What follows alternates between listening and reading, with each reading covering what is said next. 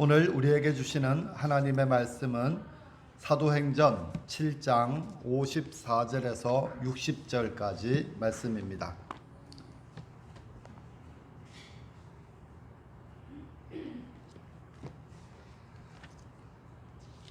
사도행전 7장 54절에서 60절까지 말씀을 우리 한 절씩 번갈아 가면서 읽도록 하겠습니다. 54절입니다. 그들이 이 말을 듣고 마음에 찔려 그를 향하여 이를 갈거늘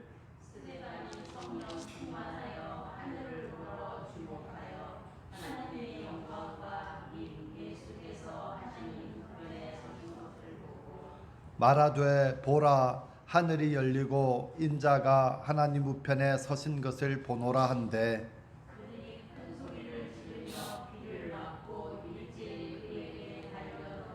성 밖으로 내치고 돌로 칠세 증인들이 옷을 벗어 사울이라 하는 청년의 발 앞에 두니라.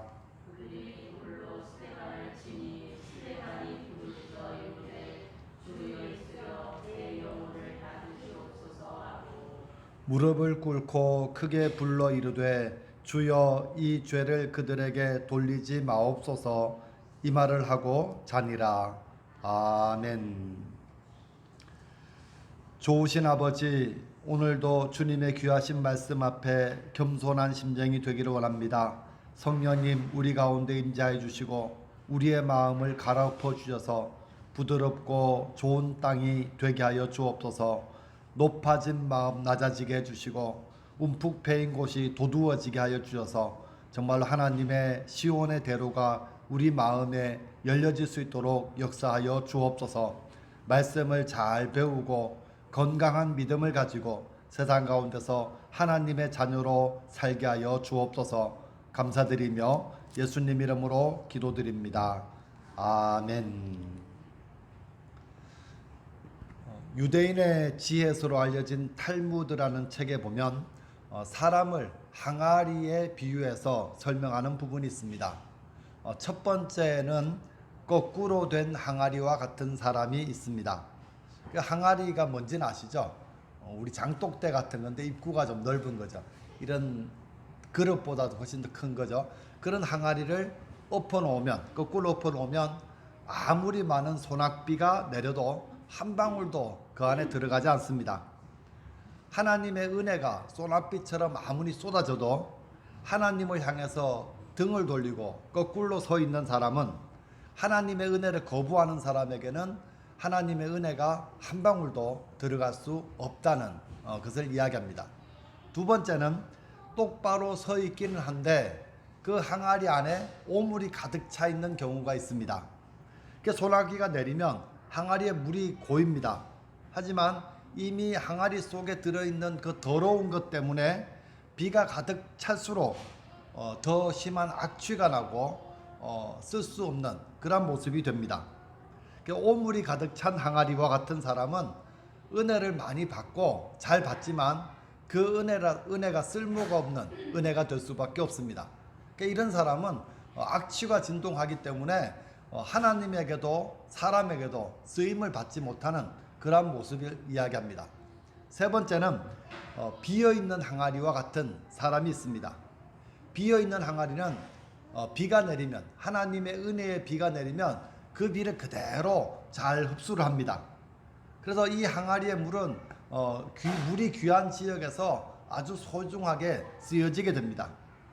이런 사람, 깨끗하게 준비되고 비어있는 항아리와 같은 사람은 하나님의 은혜가 내리면 내릴수록 더 은혜를 사모하게 되고 은혜가 충만한 삶을 살게 됩니다.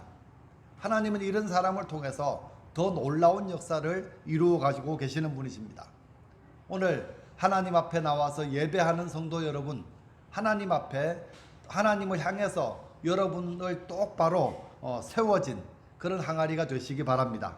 그리고 성령님의 역사하심으로 여러분 속에 있는 더러운 오물들이 깨끗이 씻어진 그런 항아리가 되시기 바랍니다. 그래서 오늘도 은혜를 많이 받고 또 은혜를 이제 다른 사람에게 또 세상 가운데 베풀며 살 수 있는 하나님의 사람이 되시기를 축복합니다. 오늘도 말씀 하나님 앞에서 우리가 믿음을 담아서 함께 고백하겠습니다. 시작. 나는 하나님의 사람입니다. 그래서 나는 믿음으로 도전합니다. 나는 하나님의 기적과 축복의 통로입니다. 우리가 예배 시간마다 이 고백을 계속하는 이유는 뭔가 하면 우리의 정체성이에요. 내가 가난하든지 부하든지 내가 건강하든지 아프든지 그것과 상관없이 나는 하나님의 사람, 하나님께서 나를 세우시고 또 믿음으로 도전할 수 있도록 은혜를 주시는 사람이라는 사실을 기억하고 살자는 거예요. 내가 연약하고 내가 부족하지만 나는 세상에서 하나님의 축복을 보여주고 하나님의 은혜를 보여주는 통로로 쓰임받고 있다는 사실을 기억하며 사시기를 바랍니다.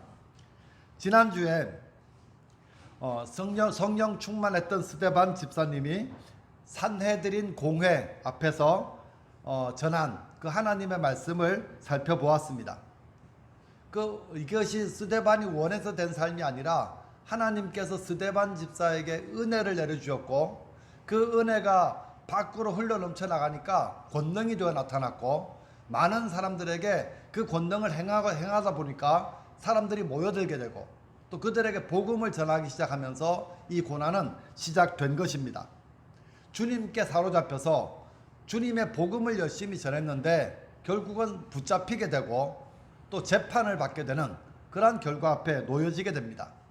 우리가 지난번에 보았듯이 회당에서 이제 스데반과 논쟁하던 유대인들이 말로 그들을 스데반을 못 이기니까 돈을 주고 거짓 증인들을 매수해서 이제 고소를 한 것입니다. 그래서 이 산헤드린 공회가 어떤 곳인가 하면 유대의 최고 그 사법기관인데요. 이곳에서 예수님을 십자가에 못 박도록 판결한 곳이 이 산헤드린 공회입니다. 이곳에 스데반이 붙잡혔고 대제사장은 스데반에게 이 일이 사실이냐 이렇게 물으면서 변호할 기회를 주는 거죠. 너 스스로를 한번 변호해봐라 이런 기회를 주었습니다. 스데반 집사는 이 소중한 시간을 하나님의 말씀을 사용하는데 하나님 말씀을 전하는데 사용하고 있습니다. 스데반의 설교는 사도행전에서 기록된 설교 가운데 가장 긴 그러한 설교입니다. 이스라엘 백성의 긴 역사를 이야기하면서 눈에 보이지 않지만 이스라엘 백성들의 역사 가운데 구원의 역사를 이루어 가시는 하나님을 설명하고 있습니다. 하나님은 약속하시고 그 약속을 이루어 주시는 분이십니다. 하나님은 필요한 때에 필요한 사람을 세우시고 그 사람을 구원하시고 그 사람을 통하여서 일하시는 분이십니다. 그래서 이스라엘 백성의 역사의 주인공은 하나님이십니다. 그래서 주어가 항상 하나님이에요. 그래서 누가 다윗 왕이 했어도 다윗 왕이 한 것이 아니라 하나님이 하셨습니다. 아브라함이 했어도 아브라함이 한 것이 아니라 하나님께서 아브라함을 통해서 하셨습니다. 이런 역사의 기록이 계속 반복되고 있습니다. 스데반은 하나님의 이 구원의 강물, 이 구원의 역사 가운데서 순종하는 사람들과 불순종하는 사람들이 있다는 것을 설명했습니다. 그리고 지난주에 마지막 살펴본 부분은 이제 마지막으로 산헤드린 공회와 자신들을 고발했던 유대인들을 이제 고발합니다. 51절 말씀 보시죠. 목이 곧고 마음과 귀에 할례를 받지 못한 사람들아, 너희도 너희 조상과 같이 항상 성령을 거스르는도다. 유대인들은 자기가 할례 받은 것을 아주 자랑스럽게 생각합니다. 하지만 육체의 할례를 자랑하면서도 마음과 귀에는 할례를 받지 못했습니다. 그러니까 어떤 모습이 되는가 하면 경건의 모양은 있지만 실제로는 경건하지도 않고 거룩하지도 않은 그런 사람들이 되었습니다. 그들은 말씀을 들어도 하나님의 역사를 보면서도 하나님의 일하심을 깨닫지 못하고 마치 거꾸로 엎어진 항아리처럼 하나님을 거부하는 사람들이 되고 말았습니다. 스데반 집사는 옛날 너희 조상들만 그런 것이 아니라 지금 너희도 항상 성령을 거스르는 사람들이다, 그렇게 이야기합니다. 또 성령을 거스르는 태도가 이제 악한 행동으로 나타나기 시작하죠. 그것이 뭔가 하면 선지자들을 박해하고 죽인 거예요. 그러니까 조상들은 앞으로 이제 의인이 올 것이다. 메시아가 올 것이다. 그렇게 말했던 선지자를 박해하고 죽였지만 지금 너희는 어때? 사내들인 공회죠. 지금 너희는 예수님 오신 의인을 죽였다. 그뿐만 아니라 지금 스데반도 잡아서 죽이려고 하고 있다는 것을 이야기하고 있습니다.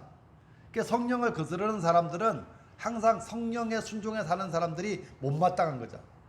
견딜 수 없는 거예요. 그래서 성령의 자기 속에 성령을 거스르는 마음이 있으니까 성령에 순종하는 사람들을 참지를 못하는 거예요. 그런 모습이 오늘 본문에도 갈등이 되어서 나타나고 있습니다.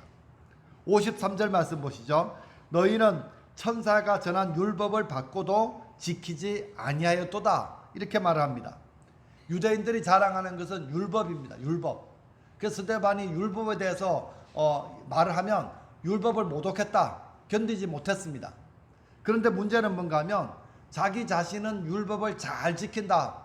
율법에 조금도 어김이 없다. 그렇게 생각하지만 하나님께서도 그렇게 생각하시는가? 이것이 문제죠. 나는 율법을 잘 지켜.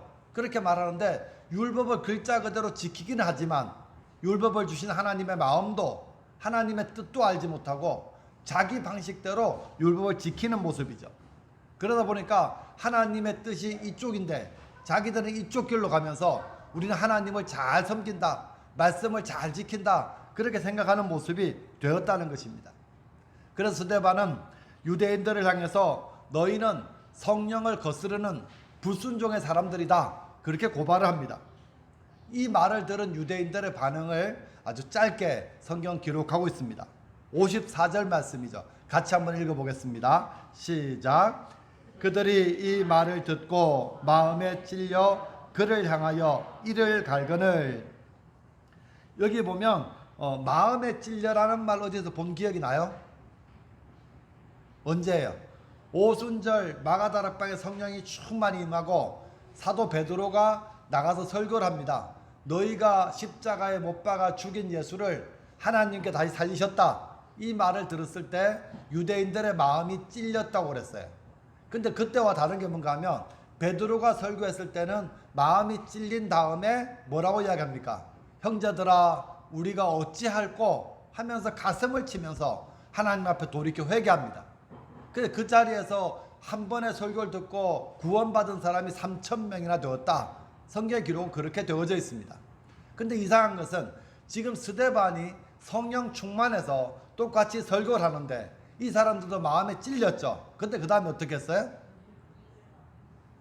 이를 갈았다. 이를 갈았다는 게 한 번만 가는 게 아니라 이를 막 갈고 있는 그 현재 진행형의 그러한 모습입니다.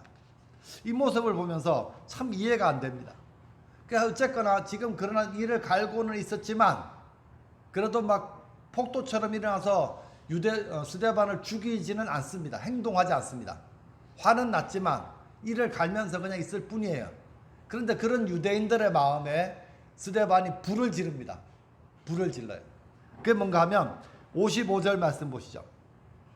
스데반이 성령 충만하여 하늘을 우러러 주목하여 하나님의 영광과 및 예수께서 하나님 우편에 서신 것을 보고 말하되 보라 하늘이 열리고 인자가 하나님 우편에 서신 것을 보노라 한대. 그러니까 만약에 스데반이 이 말을 하지 않았으면 스데반은 돌 맞아 죽지 않았을 수도 있습니다. 그냥 멈췄다면, 그까지만 하고 멈췄다면 괜찮은데 이 말을 하는 거예요. 근데 이 말을 한 게 자기가 하고 싶어서 한 게 아니라 성령 충만하여 이렇게 돼 있죠. 지금 어떻게 보면 성령님께서 스데반을 불에 기름을 붓듯이 그렇게 지금 이끌고 가시는 것을 볼 수 있습니다. 여기서 중요하게 강조되는 단어가 뭔가 하면 보고, 55절 끝에 보고, 56절에 보라, 그리고 끝에 보면 보노라, 이 세 가지 단어입니다. 스데반은 하늘이 열리고 인자가 하나님 우편에 서신 것을 보았다, 그렇게 말합니다. 여기 인자라는 표현은 사복음서에 자주 나오는 표현이죠. 예수님께서 자기 자신을 가리켜서 말씀하실 때 인자라는 표현을 사용하셨습니다. 근데 지금 스데반이 지금 하늘에서 인자를 봤다 이렇게 말하는 이야기는 예수님을 봤다라는 이야기죠. 이 한마디가 유대인들의 마음에 불을 질렀습니다. 무슨 말이? 예수님이 지금 살아계시다 이 말이죠. 지금 예수님 분명히 죽었잖아요. 지금 산헤드린 공회에서 사형을 집행하고 로마 빌라도 총독에게 사형 언도를 받고 십자가에서 매달려 죽은 것은 사실이잖아요. 모든 사람이 다 아는 이야기. 근데 지금 스데반이 하는 말이 뭔가 하면 인자가 하나님 우편에 서 계신 것을 보노라 이렇게 말해요. 보노라. 이 말은 너희가 십자가에 불법으로 예수님을 못 박아 죽였지만 하나님께서는 예수님을 다시 살리셨고 예수님은 지금도 살아계셔서 하나님 보좌 우편에 계신다 이렇게 말하는 것이죠. 근데 성경을 보다 보니까 놀라운 사실이 한 가지 더 있습니다. 예수님께서 이 산헤드린 공회에서 신문을 받으실 때 하신 말씀 가운데 이런 말씀하셨어요. 마가복음 16장 14장 62절 예수께서 이르시되 내가 그니라 인자가 권능자의 우편에 앉은 것과 하늘 구름을 타고 오는 것을 너희가 보리라 하시니. 여기 보면 무슨 말? 인자가 어디예요? 권능자 하나님의 우편에 앉아 있는 것을 너희가 보리라 이렇게 말씀하셨죠. 그 다음에 하늘 구름을 타고 오는 것을 너희가 보리라.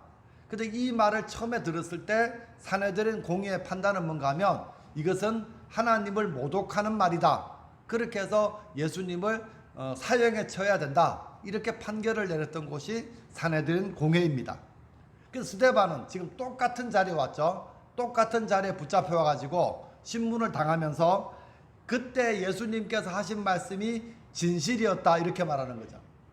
인자가 하나님 우편에 앉은 것을 볼 것이다 그랬는데 내가 지금 보노라 그러고 있으니까 예수님께서 하신 말씀이 진짜다 이 말을 지금 산헤드린 공회 앞에서 하고 있는 것이죠. 다시 말하면 예수님을 죽인 사람들 앞에서 예수님은 지금도 살아계시다 이 말을 하고 있는 거예요. 그러니까 스데반의 이 마지막 말을 들었던 유대인의 반응은 57절 말씀 그들이 큰 소리를 지르며 귀를 막고 일제히 그에게 달려들어 성 밖으로 내치고 돌로 칠세 증인들이 옷을 벗어 사울이라 하는 청년의 발 앞에 두니라. 유대인들이 생각할 때 이제 이런 거죠. 소리를 지르며 귀를 막는다 이 말은 무슨 말이에요? 더 이상 들을 가치도 없다. 듣기 싫다는 말이죠. 듣기 싫다를 넘어서 가지고 스데반이 하는 말은 더 이상 들을 필요가 없다. 들어줄 수가 없다. 이런 말이에요. 귀를 막고 그에게 달려들었습니다. 그래서 스데반을 성 밖으로 끌고 나가서 돌로 쳐서 죽입니다.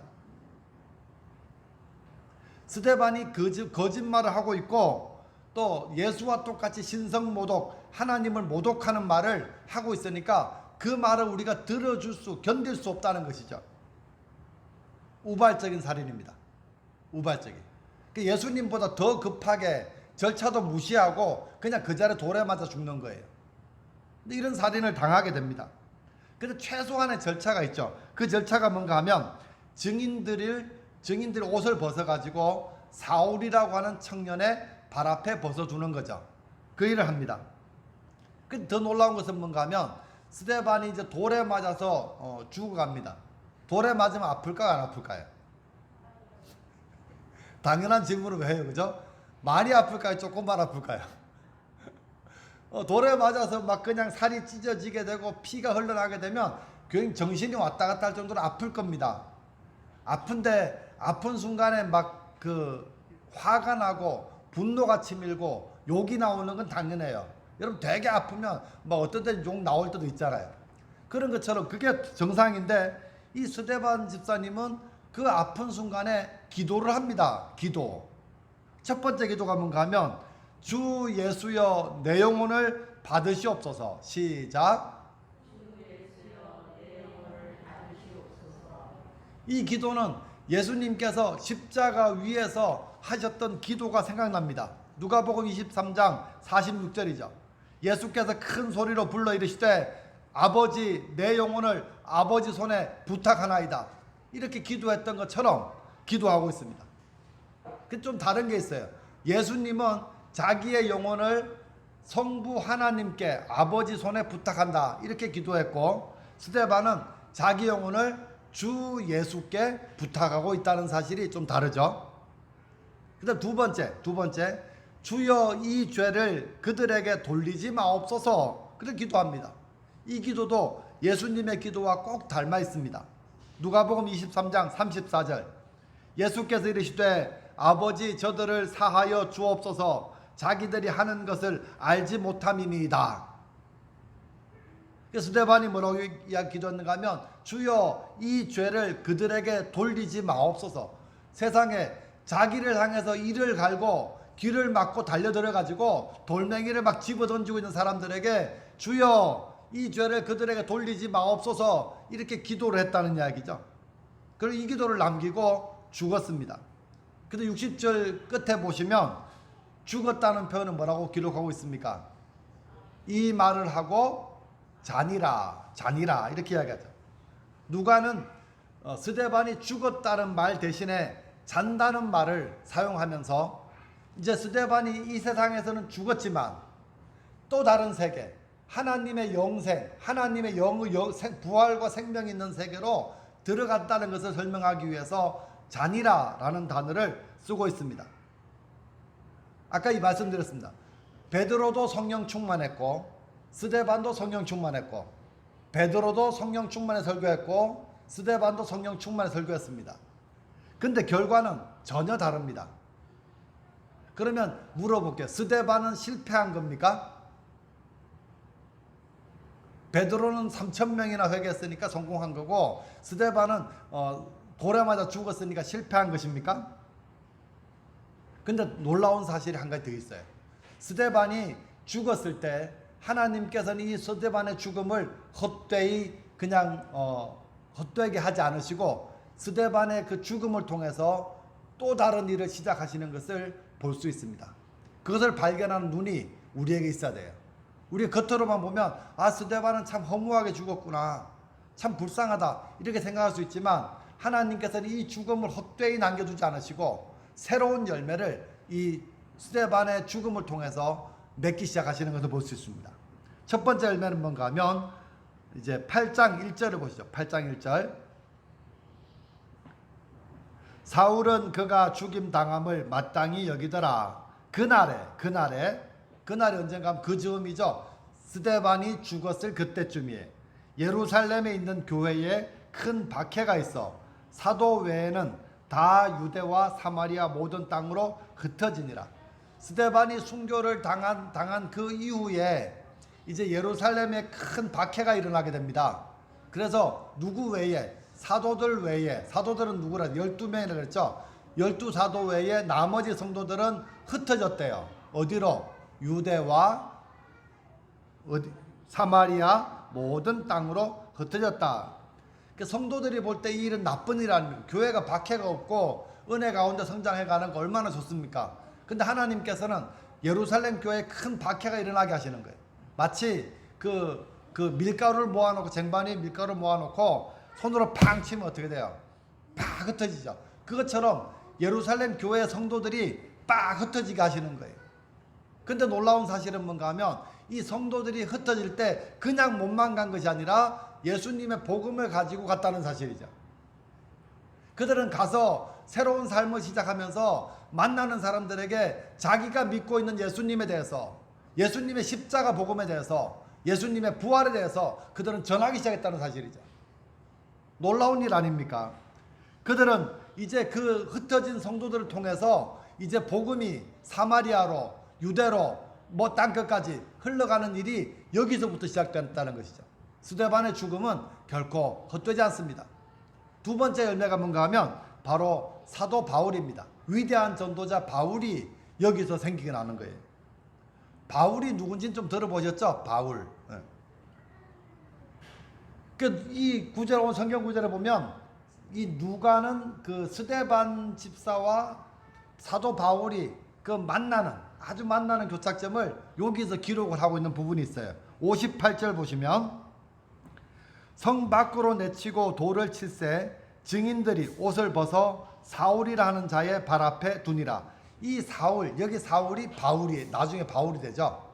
이 사울이 스데반을 죽이려고 하는 사람들은 스데반을 죽이기 위한 정당한 명분을 얻기 위해서 증인을 세우는 거죠. 증인을 세우는데 이 증인은 무슨 역할을 하는가 하면 스데반은 죽어도 되는 마땅하다 이렇게 증언을 해줄 사람인데, 이 사울이 뭐랬는가 하면 그 바리새파 사람이고 가말리엘 문화에서 있는 그 바리새파의 어쩌면 젊은 주자죠.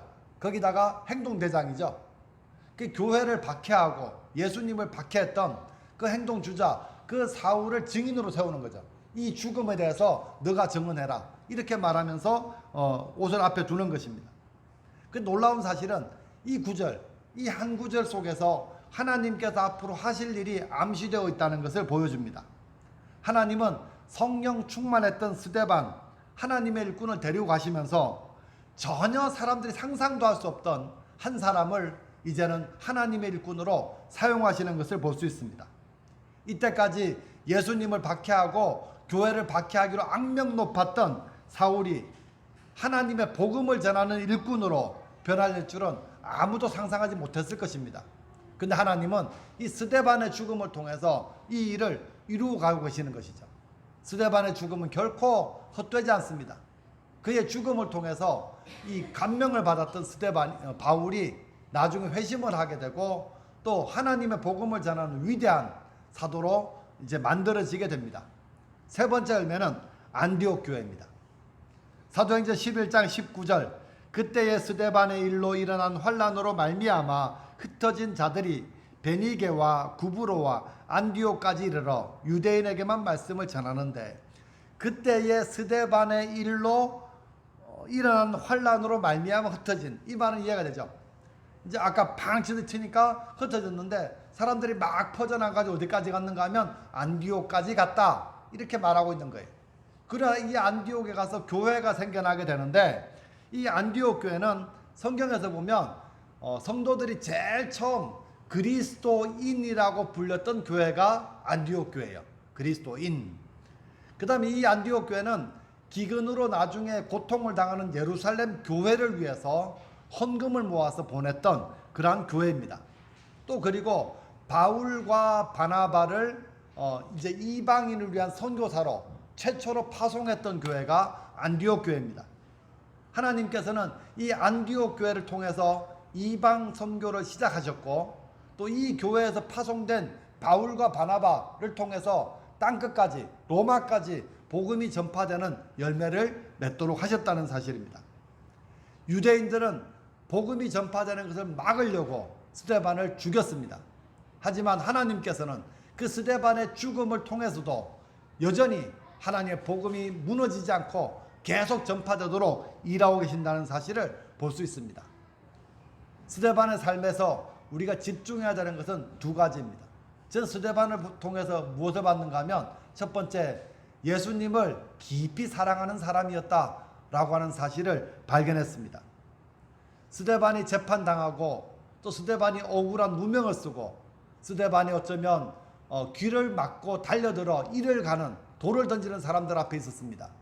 근데 놀라운 사실은요, 스데반은 그 사람들이 부르짖는 소리도 들리지 않고 자기를 향해 돌을 던지는 그것에 집중한 것도 아닙니다. 뭐예요? 눈을 들어 하늘을 보았고 하늘에 계신 하나님과 예수 그리스도가 서 계신 것을 보았다, 그렇게 말을 하고 있습니다. 요즘 가끔 어젠가요? 며칠 테니스를 치면서 아침에 하늘을 보니까 구름이 너무너무 예쁜 거예요. 요즘 가을 하늘이 이쁘잖아요. 그러다가 문득 생각하게 뭔가 하면, 야, 하나님 솜씨가 정말 대단하다. 어떤 화가가 저걸 저렇게 그려낼 수 있을까 싶을 정도로 순간순간 변화하는데, 와, 구름이 너무너무 이쁜 거예요. 그런 생각 안 보세요? 이렇게 가다가 무지개 같은 거 보면, 야, 정말 예쁘다 이런 생각 들 때 있잖아요. 시시철철 변화되는 계절마다 바뀌는 색깔들, 이런 걸 보면서 어떤 뛰어난 화가보다 하나님은 더 뛰어나다, 이런 생각을 해보았습니다. 여러분도 가끔 땅만 쳐다보지 말고 하늘도 한 번씩 바라보시면서 그렇게 사십시오. 그냥 구름이 정말 이쁘다 그것만 보지 마시고 거기에 거하시는 하나님, 그죠? 거기에 계시는 우리 하나님을 한 번쯤 발견하고 그 하나님 나라를 보시고 살길 바랍니다. 사도 바울이 하는 말이 그거잖아요. 너희의 땅에 있는 지체를 죽이고 위의 것을 바라보고 위의 것을 생각하고 위의 것을 찾으라 이렇게 말하고 있는 거예요. 여러분, 하늘을 바라보면 하늘을 바라보지 않아도 나를 살리시기 위해서 내 대신 십자가 위에서 죽으신 그 예수님이 계십니다. 그 예수님은 나에게 너무 소중한 분이에요. 다른 사람이 누가 나를 위해 대신 죽겠습니까? 가족이 나를 위해 대신 죽어요? 아니요. 내가 아프면 가족 걱정해 줄 뿐이에요. 옆에 와서 뭐 하지? 콩콩콩 두드려 주는 게 전부예요. 그렇지만 예수님은 우리를 살리시기 위해서 나 같은 죄인을 위해서 대신 십자가 위에 죽으셨다고 이야기합니다.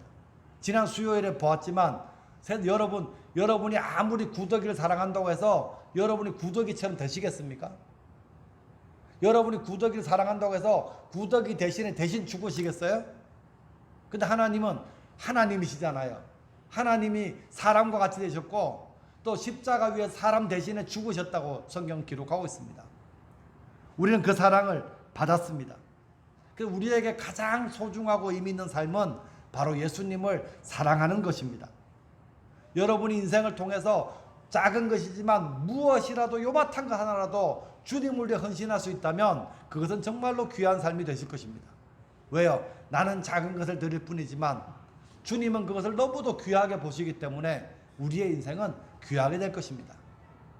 사무엘상에 보면 여호와를 나를 높이는 존중히 여기는 자는 내가 존중히 여기고 나를 멸시하는 자를 내가 경멸하리라 그런 말씀이 나오더라고요. 우리가 가진 것도 없고 배운 것도 없고 할 수 있는 것도 없어요. 그러나 그 작은 것이라도 주님을 위해서 조금이나 드릴 수 있다면 하나님께서 우리를 너무너무 기뻐하시고 귀하게 여기실 것입니다. 여러분, 무엇보다 예수님을 깊이 뜨겁게 사랑하는 성도가 되시기를 바랍니다. 스데반은 교회 봉사를 할 때에도 복음을 전할 때에도 예수님을 깊이 사랑했습니다. 그리고 심지어는 그 죽음의 마지막 순간에도 예수님을 깊이 사랑하는 모습을 보여주고 있습니다. 우리 앞에 유혹이 많습니다. 어려움도 많습니다. 우리의 시선을 흔들리게 만드는 것들이 있습니다. 그래도 여러분은 예수님을 더 깊이 사랑하는 그런 성도들이 다 되시기를 주님의 이름으로 축복합니다. 또 한 가지는 스데반은 성령 충만의 사람이었다는 사실입니다. 여러 번 이야기했죠. 스데반을 이야기할 때 빼놓지 않고 나오는 부분이 뭔가 하면 성령 충만이라는 사실입니다. 스데반의 삶을 살 수 있었던 이유는 스데반의 인격이 좋아서 스데반의 지식이 좋아서가 아니라 성령 하나님께서 그와 함께 하셨고 그를 인도하셨기 때문이다. 그렇게 성경은 말하고 있습니다. 여러분, 우리는 부족합니다. 연약합니다. 모자랍니다. 주님을 위해서 무엇인가를 하고자 하는 마음이 있어도 그것을 행할 용기도 없고 능력도 없습니다. 이런 우리를 너무 잘 아시는 하나님께서 우리에게 선물로 보내신 분이 바로 성령 하나님이십니다.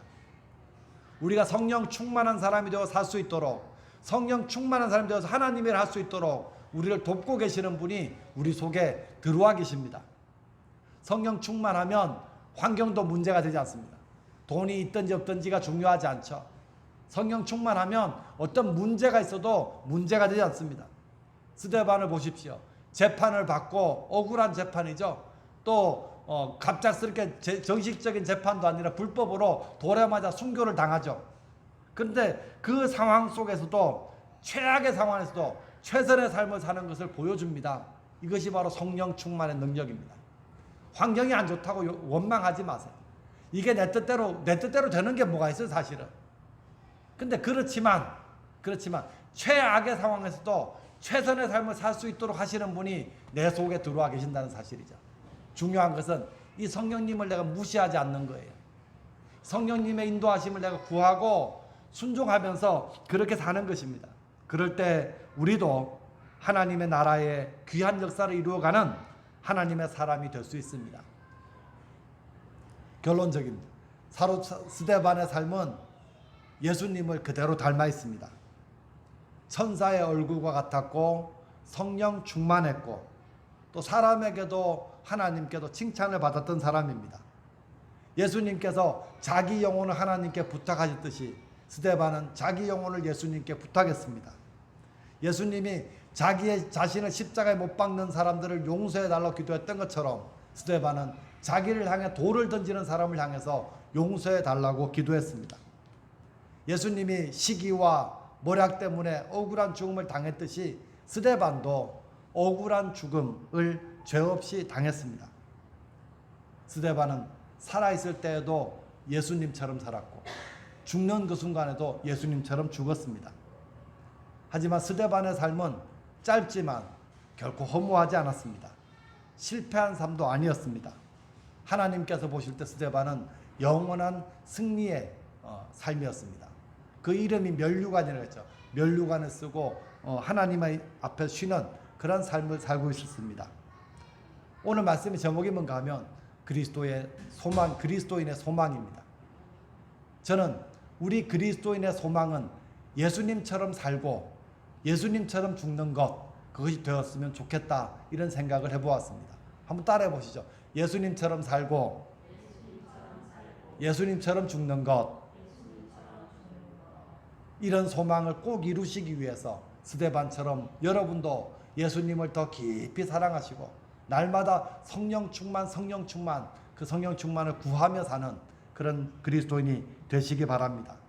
여러분의 삶이 예수님처럼 사라지고 예수님처럼 죽을 수 있는 그런 복된 삶이 되시기를 주님의 이름으로 축복합니다. 좋으신 아버지, 은혜와 사랑을 감사합니다. 오늘 주님의 귀하신 말씀을 들었습니다. 주님, 구원받은 내가 앞으로 내 남은 삶을 살면서 정말 예수님처럼 살고 예수님처럼 죽기를 소망하기를 원합니다. 우리에게 이 소망을 허락해 주시고 또 이 소망을 이루는 삶을 살기 위해서 예수님을 더 깊이 사랑하게 해 주옵소서. 성령 충만하게 하여 주옵소서. 날마다 성령님의 인도하심을 구하며 성령님의 지배를 받고 다스림을 받는 그런 삶이 되게 하여 주옵소서. 감사드리며 예수님 이름으로 기도드립니다. 아멘.